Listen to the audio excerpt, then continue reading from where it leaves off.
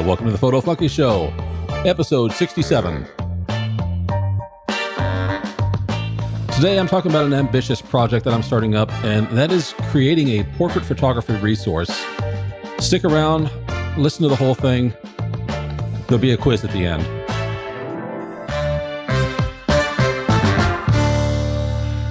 Hi, my name is William Beem. Hi, my name is Lee Beem. And like I said, today I'm going to be talking about, I started a blog post. It's a very long one. It's about creating a portrait photography resource.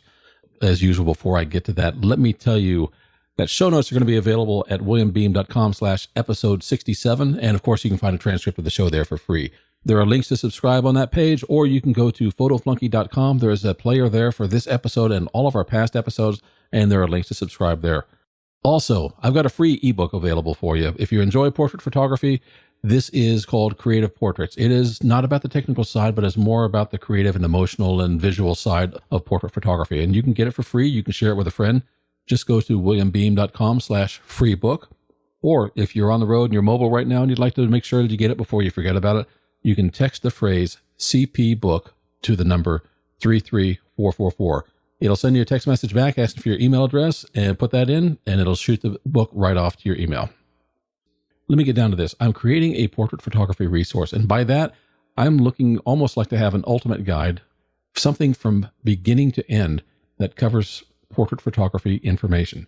Everything from the technical side to the creative side to any side that you can imagine. It's not all there yet, but it's going to be a work in progress. I've got a quick shortcut to the article that's there right now, and that is williambeem.com/portrait photography. What made you decide to create this resource? I mean, you've enjoyed portrait photography since I've known you. I've been looking at portrait photos that you've taken that have been in your portfolio. Why now, and why create such an extensive resource? Well, it's not complete yet. I mean, this is going to be a work in progress, but the reason I'm creating it is because no one else has that I can find. Go out on Google and I can search for specific topics of portrait photography. And I started off with an article, what is portrait photography? Because it's kind of like there are many types of photos with people in them. And are they all portraits? And I started thinking, well, you know what?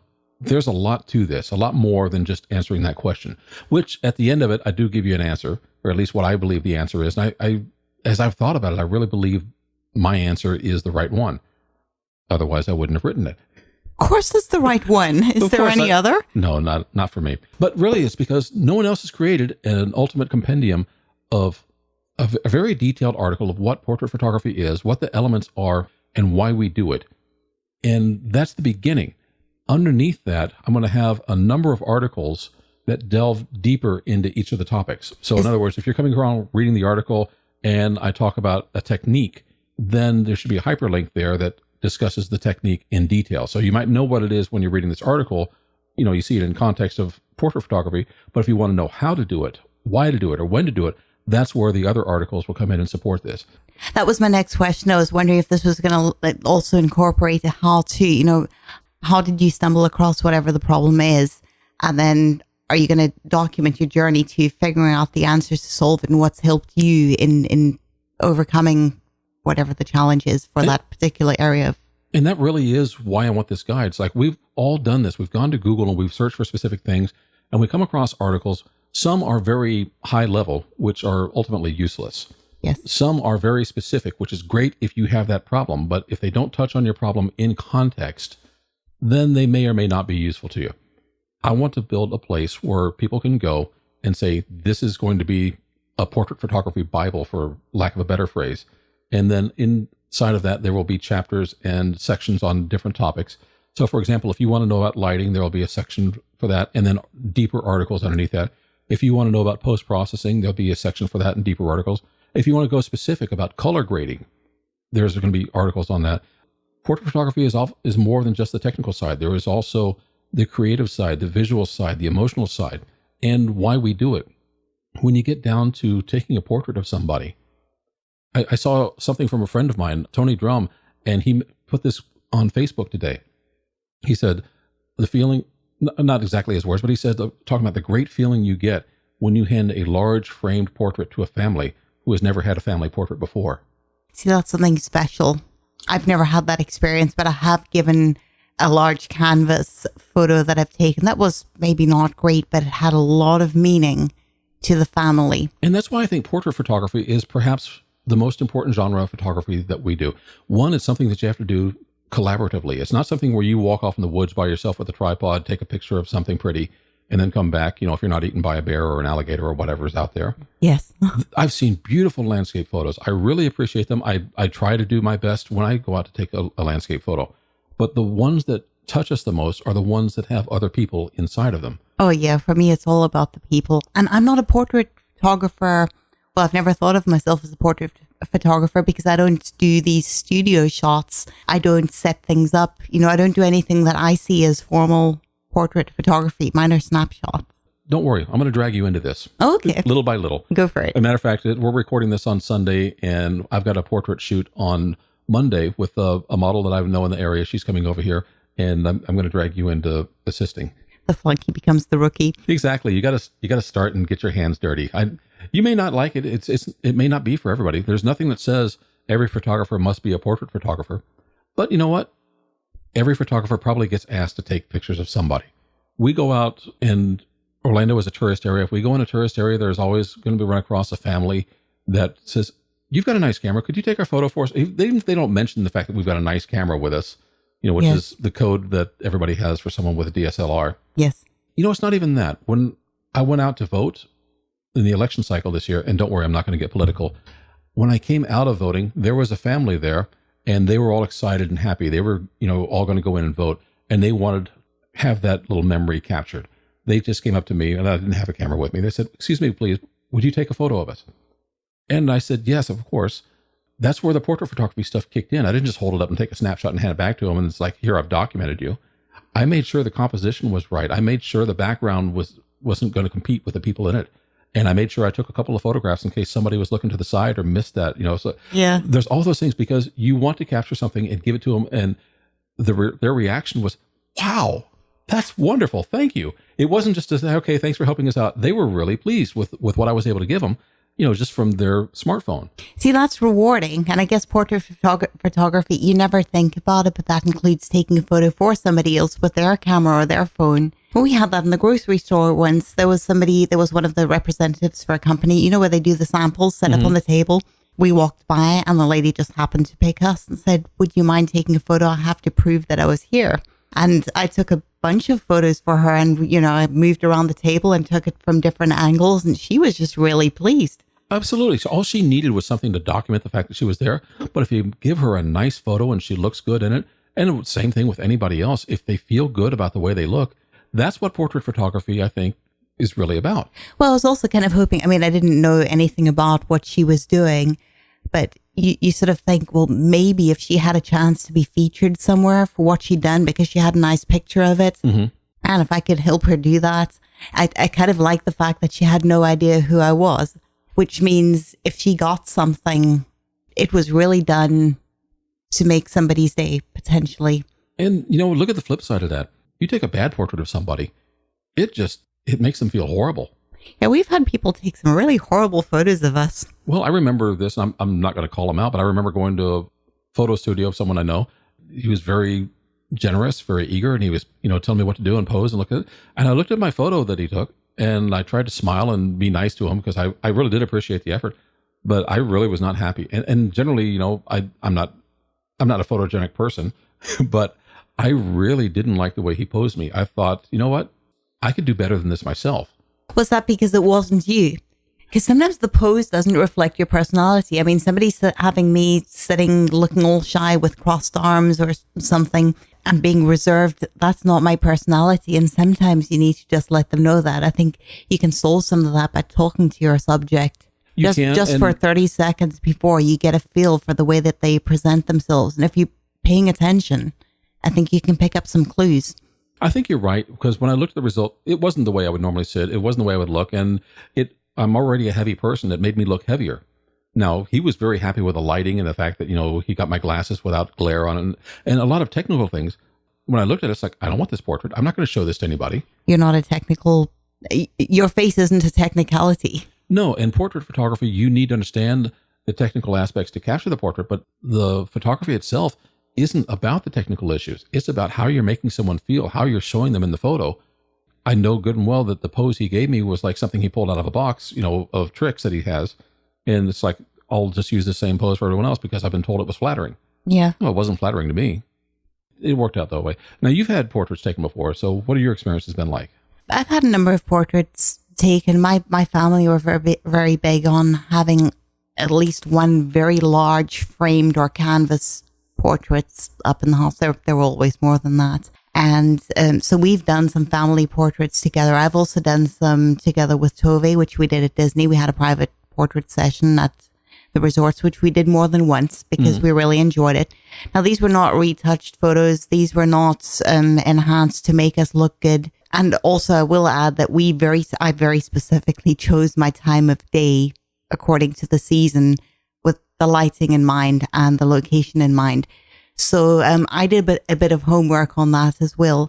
However, we were really happy. And I think what made the photos a success was that in each case, the photographer was just so relaxed and they drew our personality out. They started chatting away with us and getting to know us as we walked through. And just in between, they were saying, "Oh, do you want to stand there? Do you want to?"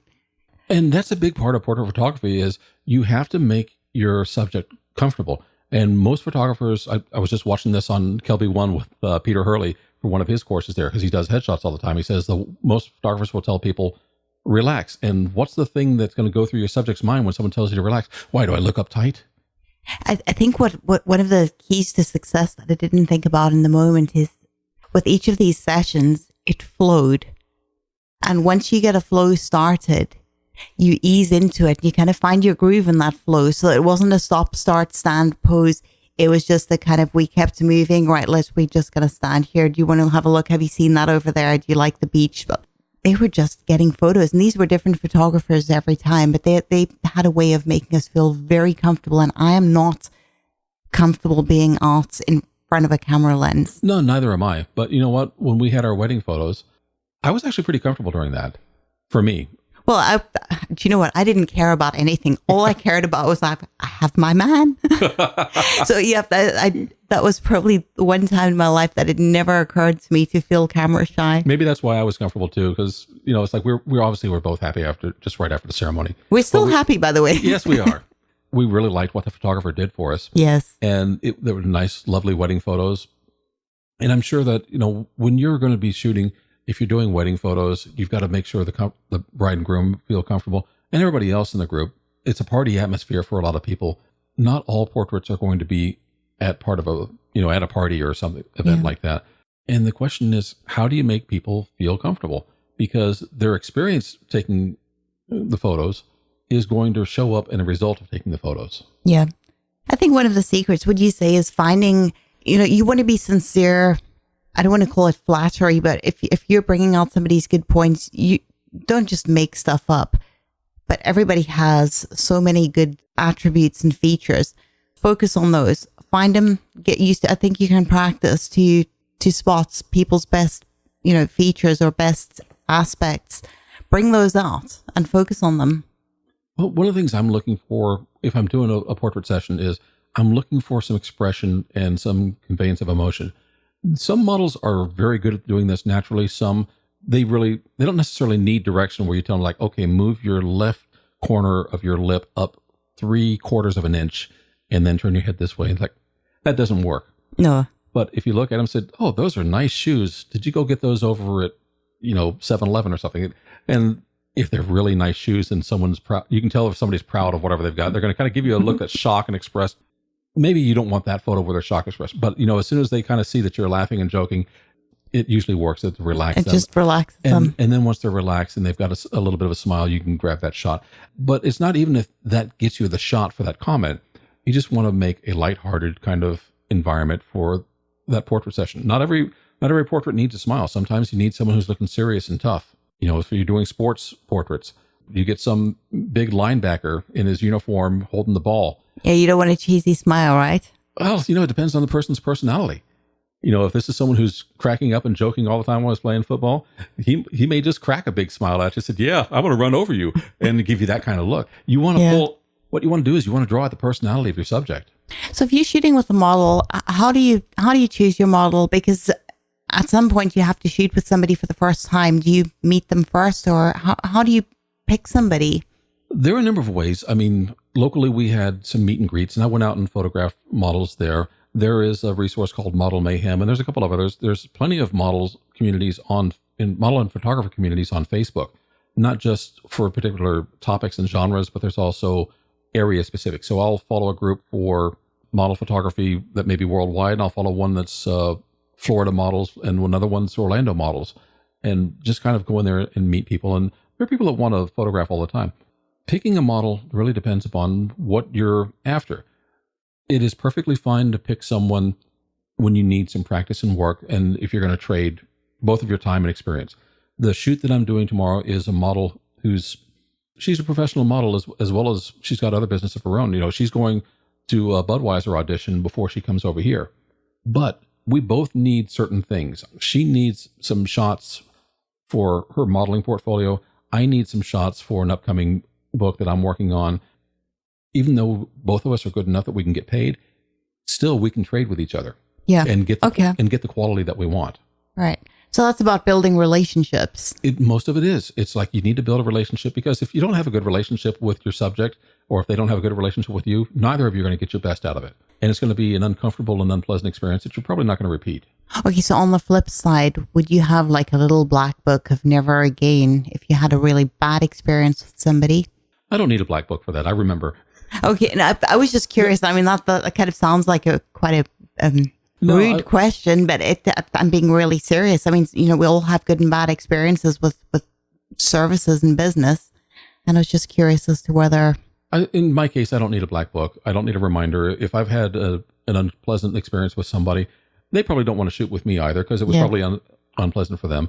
Every once in a while, I'll get someone who'll come back to me and say, hey, would you like to shoot again? And it's a little I didn't mean a physical black book. You get what I'm after. Okay. There are people, the model who's coming over tomorrow is someone I've shot with a number of times. She's great fun. I think she's a lovely model. She knows how to pose and she knows how to bring things out. But there are also things that I want to do to kind of encourage her to break out of what she's normally done and maybe get something different. Okay. That's part of our collaboration. I want to share things in advance, like, what kind of clothes are you going to be bringing, so that I know what I'm going to be doing for how I prepare them. I need to know what she needs for her shots so that I'm prepared to give them to her. Okay. Let's say that you're doing something completely creative and artistic. It's not for an assignment. It's not for the model specifically. You want to do something that maybe you're compositing a background in, or maybe you've got a location that you want to go to and you need to select a model to go for that. You've got to pick someone who matches the environment that you're going to. And that's not just a matter of if you're going to a football stadium that you need a big linebacker to do that. It could be a matter that you've got a sunset scene, and do you want a male or female? Do you want a blonde model wearing a blue dress? You want a horse? I don't know where to get a horse. I don't know if there's a horse mayhem site out there. No, I meant with the model. Well, that I've done. But what it comes down to is sometimes I will think about, am I going to be color grading this image, or what kind of mood am I going to be setting for this? And something as simple as hair color. I was going to ask about hair color for that. Hair color and wardrobe can make a big difference, because how you're going to finish the image and what the end result is that you want matters. There is, what's her name? Charlize Theron? Is that pronounced? Charlize Theron. Yeah, I can never remember exactly her name. But she has a very beautiful commercial and print ad that she did. I don't know if it was... Although we call her Theron, I think she calls herself Theron. I never remember those. She's South African, so she probably used the Theron. Anyways, beside all that, a few years ago, she did one. I can't remember if it was Chanel or Dior or one of the high-end things. And she had, blonde hair. She's got this gold dress, and she's walking in a ballroom that's kind of in gold. She fits that perfectly. Had you put another model in here who's, equally lovely and beautiful, that was a brunette, it wouldn't have fit the theme and the color that they went for with that. So that's part of why you select somebody, is how do they fit what your end result is going to be. And I thought the result for that ad campaign was stunning, but they selected exactly the right person, the right wardrobe, the right location, and everything, had that kind of gold shimmer to it. It's a high-end designer. They're going to be looking for gold because they're kind of intimating that this is what you deserve. Okay. So that leads me to just one more question. One Is more that okay? question. All right. So I told you now, there was going to be a quiz. I didn't tell you it was going to be for me. surprise. All right. So you're explaining how you go about picking a model to suit the theme or the environment for the shoot. If I'm the one who's producing the shot, yes. Right. Now it could work the other way too, right? You could have people and then have to go and seek out an environment for that person or that group of people that works for them. Absolutely. Okay. Someone comes to you and says, I need some photos that for this purpose. You don't have to tell a photographer, I want to look good in my photos. That's implied. Yeah. Look at the features of the person and think, what is going to be a complementary background or something that correlates to what they want. So if you're looking for a business executive, you're probably not going to put them in a mud dirt track, where you've got a bunch of monster trucks. That would make a really cool business card. But maybe, unless they build monster trucks or something like that, but they're probably not going to show up in a 3-piece suit. You're going to try to match the scene with the subject and their wardrobe. Ask them, what are you looking for? What is the message you want to convey? That is ultimately what we're trying to do. We're telling someone's story. I know I say that a lot of time that, you're not a photographer, you're a storyteller. And you start thinking about that. You start producing your shot instead of just taking a picture. And then you start analyzing little details that maybe you didn't think of as just a photographer. Okay. If you're a storyteller and you're a director and you're a producer, then suddenly all of this is on you to make a great portrait.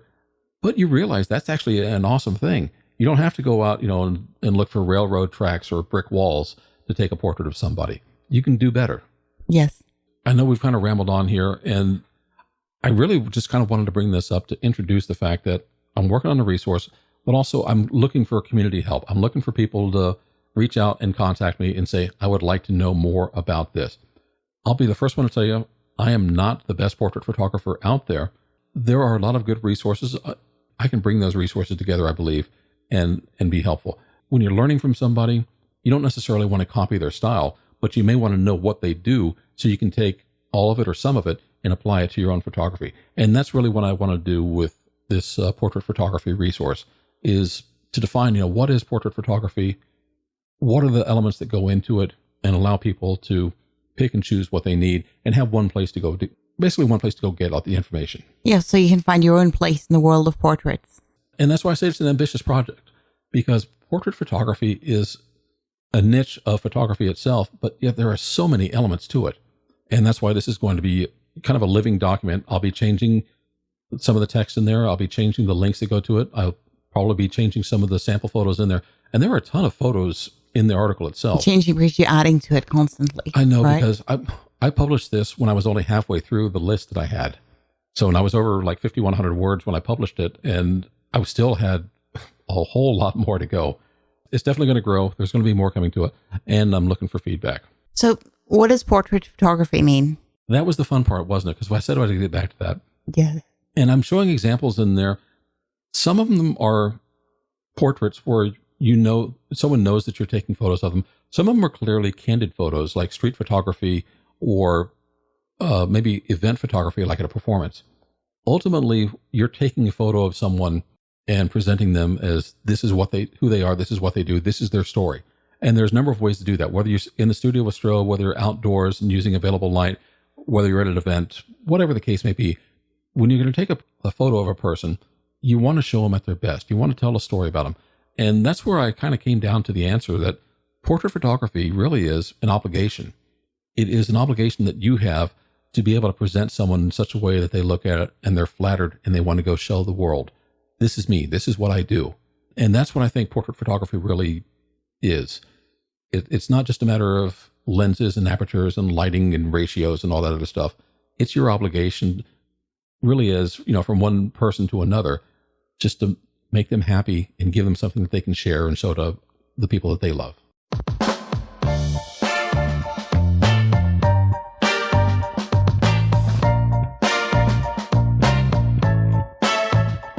Thank you so much for listening to the Photo Flunky Show. As I said before, show notes are going to be available at williambeem.com/episode 67. If you want to read the article I was talking about, go to williambeem.com/portrait photography.